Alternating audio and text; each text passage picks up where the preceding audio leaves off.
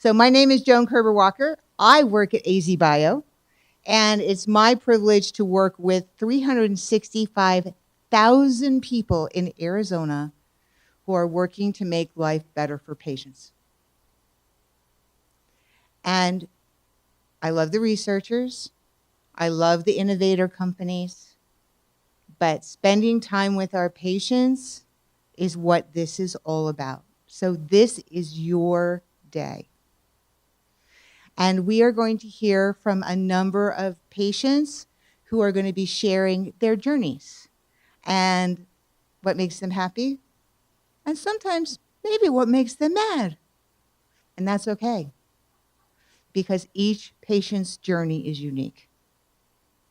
And so with that, I would like to bring up two very special people who have opened their home to us today so that we can share, but more importantly, are part of an organization that has opened the home across our state to researchers, educators, students, and patients. So please join me in welcoming Dr. Jennifer Barton and Dr. Vignesh Subbian. Thank you. Thank you so much, Joan, and thank you for bringing the voice of the patient to Tucson. It's about time.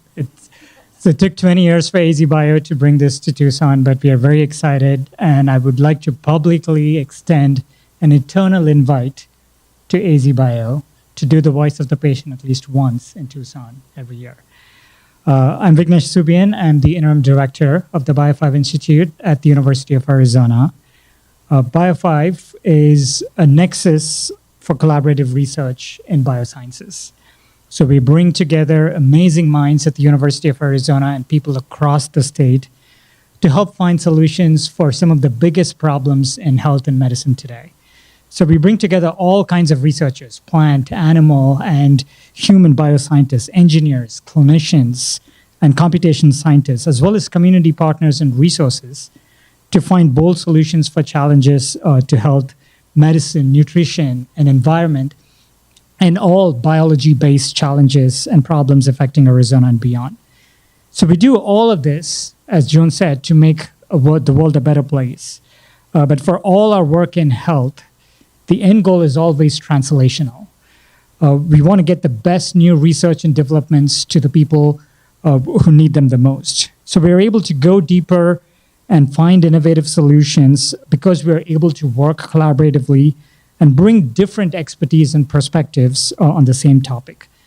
So the BIO5 Institute has been around for 25 years. And in all of these years, we have worked with partners across the state and beyond to bring biomedical discoveries and devices to market to help launch startups working on new breakthroughs in health and technology, partner with clinician scientists and researchers on all clinical trials.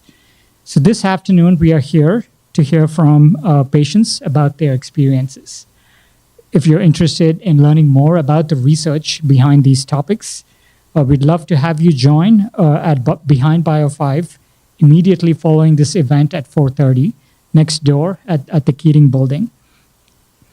And now, someone who's very familiar with the importance of the patient voice is my colleague, mentor, and collaborator, Dr. Jennifer Barton. She's a professor of biomedical engineering and interim vice provost for health sciences here at the University of Arizona. And she's also a longtime former director of the BIO5 Institute.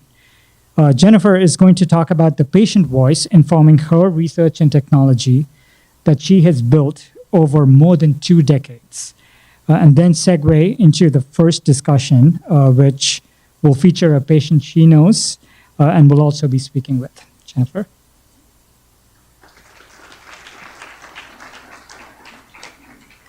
Thank you, Vignesh. I love that we're both up there on the screen because I kind of think of the work here as two sides of a coin.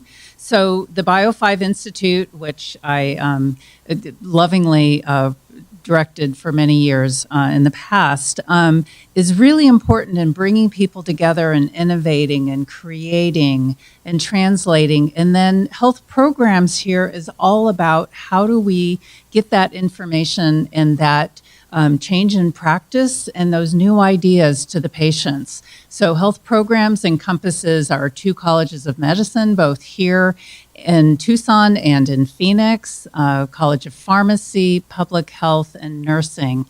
And we work on the interdisciplinary aspects of health programs. How can we train people to work together into teams? Because as you well know, you need a team, and you hope to have a really well-functioning team. So teamwork is critical. And what we do needs to be motivated by the end. So a couple of you have probably heard me admit I'm a biomedical engineer, electrical engineer by background. And so I love tools. I love building things. I love technology. I love gadgets. And, that's all well and good. And it's very easy for faculty to go into their labs. And I've got some wonderful members of my lab here today, and they're busy building these tools. But we have to remember what they're for, or we get wrapped up and we might be going completely in the wrong direction. So we really, really, really need to hear the voice of the patient here today telling us what to do. My own research has been directly informed by hearing your stories. I've heard from women whose symptoms were ignored or by themselves or by their health practitioners for many years, and then it turned out that they did have something like ovarian cancer. And we have to realize, and I try to teach my biomedical engineering students, that it's not just about the technology. Technology can't solve everything. Technology is an important aspect, but it has to be directed properly. You have to know what the financial problems are, the social problems, the economic problems, the psychological problems, all these things that are occurring, the whole milieu, in order to come up with a solution. Just creating a fantastic device or a fantastic test by itself doesn't get you anywhere. So we would love to hear your stories, and I'm looking forward to hearing more. It makes all of us better practitioners, better providers, better researchers, better students, more attentive to what people need. So I've been fortunate throughout my career to hear wonderful stories. I think it changed for me to stop thinking just about the tool as being the end to being the patient as being the end.